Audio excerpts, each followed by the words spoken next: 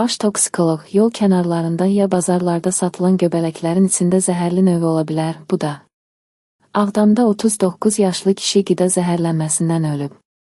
Rayonun Şurabat kənd sakini 1986-cı il təvəllüdlü Əsədov Murad Orucoğlunun göbələk yedikdən sonra halı pisləşib. Əsədov Bərdə diaqnostika mərkəzinə çatdırılsa da, həkimlər onun həyatını xilas edə bilməyib. Faktla bağlı araşdırma aparılır.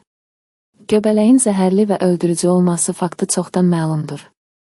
Lakin insanlar bu məhsulu hələ də gündəlik qida rasionuna əlavə edirlər. Əksəriyyət mağazalarda satılan göbələyə üstünlük verir, amma onların keyfiyyəti ilə bağlı hələ də narahatlıqlar var. Sadəcə, əsasən meşədən yığılmış və təmizlənməmiş göbələk zəhərli, insan həyatı üçün təhlükəli olur.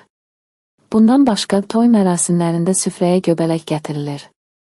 Kim zəmanət verə bilər ki, şadlıq evləri bu göbələyin keyfiyyətindən xəbərdardır?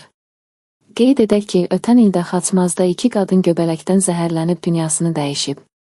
Göbələk mürəkkəb zülallı qida məhsuludur. Hər mədə bağırsaq onu həzm edə bilmir. Həkimlər insanlara məsləhət görür ki, yol qırağından yığılıb satılan göbələkləri almasınlar, özləri də yığıb yeməsinlər. Marketlərdə olan göbələyin zəhərsiz növüdür. Həmin göbələklərdən istifadə etmək olar, amma istifadə müddətinə baxsınlar.